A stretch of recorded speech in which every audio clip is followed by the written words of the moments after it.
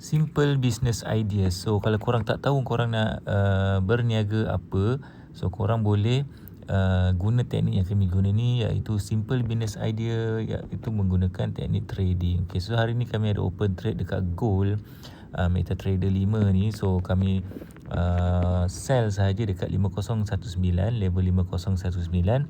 Lepas tu kami set dia punya stop loss dekat 5025, iaitu berada di belah atas kepada puncak ni. So kalau loss lah, tapi ini adalah kami nak demonstrate, nak tunjuk kat korang adalah satu simple business idea yang mudah, iaitu dengan menggunakan trading.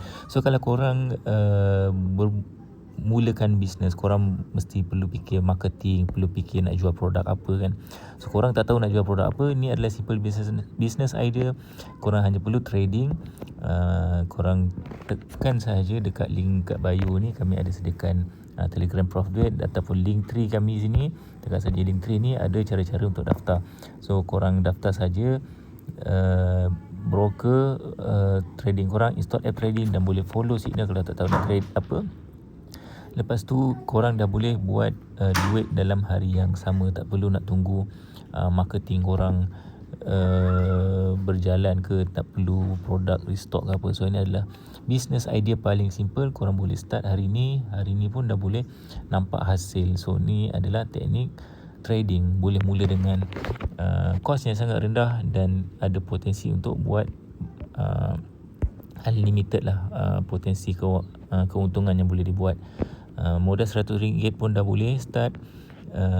Ini adalah salah satu simple business idea yang kami suggest untuk newbie kalau tak tahu nak mulakan bisnes apa. Okay, so jangan lupa link dekat bio, follow saja step by step. Kalau korang newbie tak tahu nak trade apa, korang boleh ikut step ketiga ni. Selepas korang install app trading, install broker, step ketiga ni korang boleh follow saja kami punya Telegram Prof Duit ni. Kalau ada trade ke apa, kami akan share dekat Telegram ni. So share video ni pada rakan-rakan. Jumpa lagi dalam video akan datang.